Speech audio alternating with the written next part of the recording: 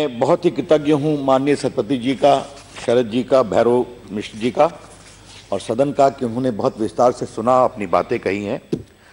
माननीय सतपति जी का मैं बहुत सम्मान करता हूं, बड़े अनुभवी संपादक हैं और अनुभवी सांसद भी हैं।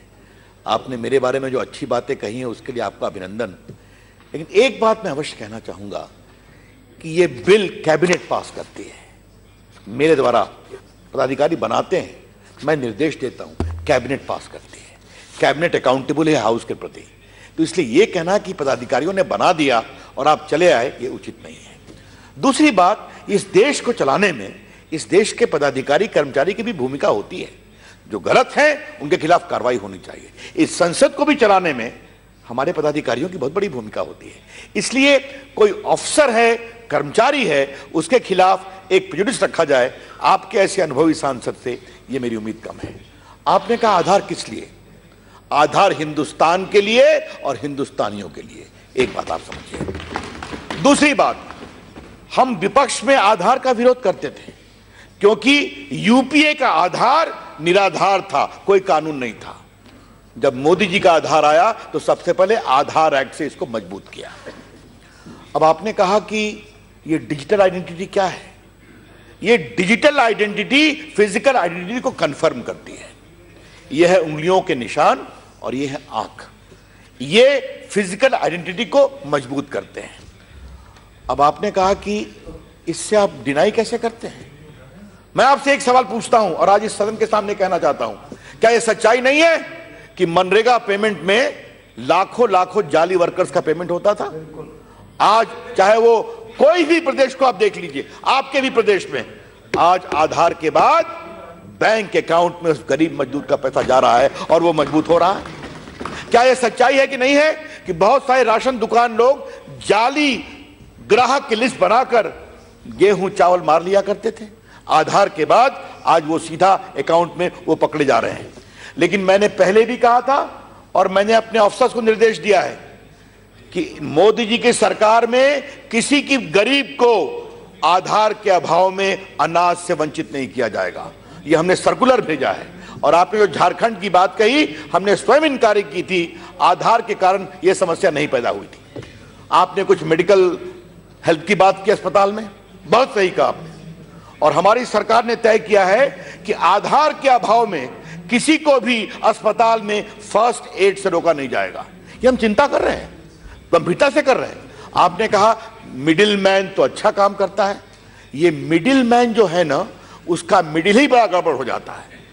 को जो अच्छा काम करते हैं वो इंस्पायर करते हैं। मिडिल मैन, अब उसका नाम माननीय सभापति दलाल को हम पार्लियामेंट्री कहें कि नहीं कहें मैं नहीं जानता हूं, लेकिन जैसे ही वो शब्द आता है वो कुछ ना कुछ कटिंग, फिटिंग और सेटिंग की बात होती है।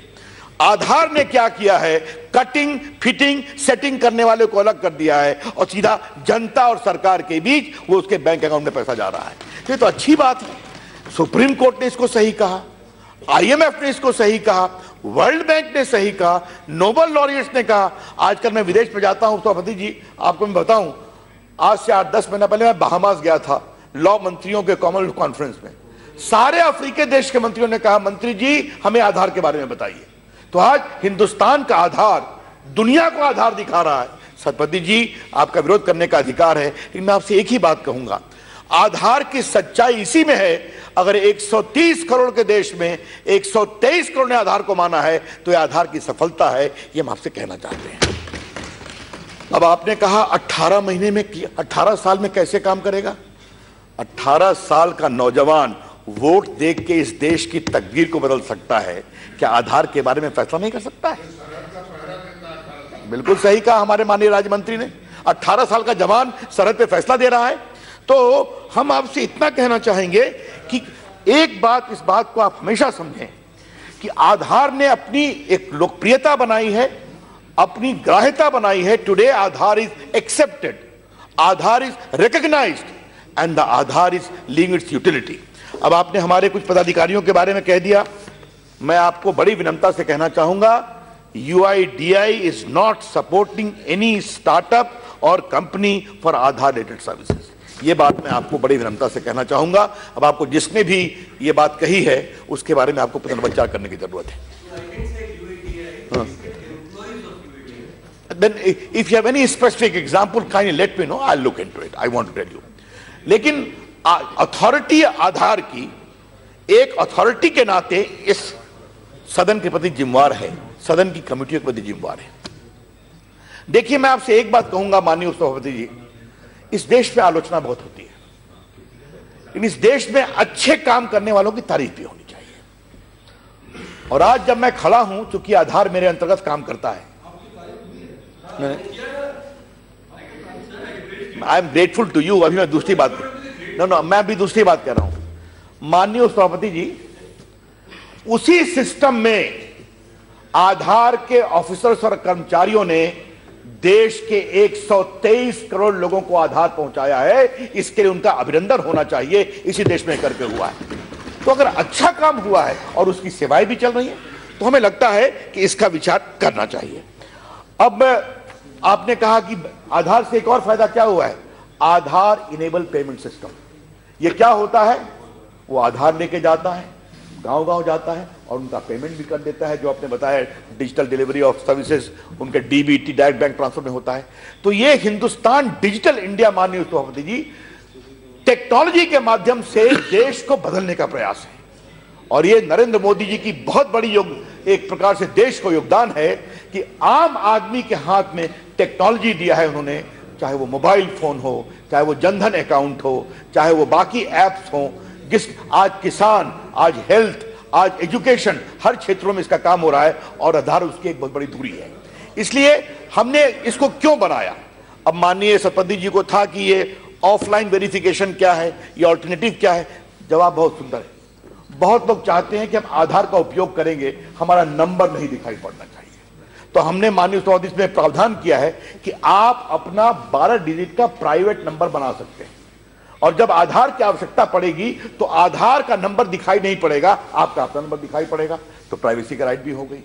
ऑफलाइन की क्या है कि भैया हमारा ऑनलाइन मत करो, जैसे हम एयरपोर्ट पे घुसते हैं अपना आधार निकालते हैं। और माननीय सभापति जी, आज मैं सदन के सामने एक बात कहना चाहता हूं। कहीं कहीं आप कहां रिकॉर्ड रखते हैं, ये सारा रिकॉर्ड हिंदुस्तान में बैंगलोर और मनेसर में रहता है, कोई विदेश में नहीं रहता है। लेकिन आधार में कम से कम तथ्यों का हम उपयोग करते हैं। आज अध्यक्ष जी, मैं अगर आपकी अनुमति हो तो मैं अपना आधार कार्ड इस सदन के सामने दिखाना चाहता हूं। इस आधार कार्ड में क्या है, मेरी फोटो है, मैं पुरुष हूं और मेरे पटना का स्थायी पता। इसमें क्या नहीं है, और मेरे पिताजी का नाम। इसमें क्या नहीं है, मेरी जाति क्या है, मेरा समुदाय क्या है, मेरा धर्म क्या है, मेरा मेडिकल रिकॉर्ड क्या है, मेरी इनकम क्या है और मेरी सेक्सुअल प्रेफरेंस क्या है, जिससे हमको प्रोफाइल किया जा सके। लेकिन सिस्टम में हमारी उंगलियों के निशान है, हमारी आंख की पुतलियां हैं, जो बिल्कुल सेफ सिक्योर हैं कानून के द्वारा। और आधार कैसे काम करता है, हम बैंक गए, पूछा कैसे काम हो रहा है, सीधा नंबर देगा, आधार कहेगा ये नंबर रविशंकर प्रसाद का है। उसे मालूम नहीं है किस काम के लिए पूछा गया है। तो एक प्रकार से अलग अलग खंडों में करके एक ऐसी टेक्नोलॉजी का विकास भारत के वैज्ञानिकों ने किया है, जो आज दुनिया में एक बहुत ही प्रशंसा का पात्र बना है। और हमारा खुला मन देखिए, जो भी कमजोरी सुप्रीम कोर्ट ने प्राप्त बताई, हम उसको सुधार कर रहे हैं। सुप्रीम कोर्ट ने सेक्शन 57 को निरस्त कर दिया, हमने भी निरस्त कर दिया। अब हम इस प्रकार से आधार को एक मजबूत आधार के रूप में देश के सामने रख रहे हैं। तो मैं इस सदन से, भैरव मिश्रा जी ने जो बात कही है, हम उसकी चिंता करेंगे कि आपके क्षेत्र में अगर बैंक ने अगर आपके क्षेत्र में बैंक ने कमजोरी किया है, तो मैं विशेष रूप से चिंता करूंगा कि वहां पर एक्सपेडाइट किया जाए।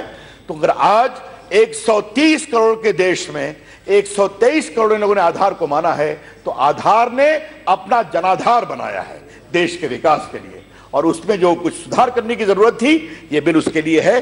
तो इन्हीं चंद शब्दों के साथ मैं इस सदन से बहुत विनम्रता से आग्रह करूंगा कि इसको पास करें।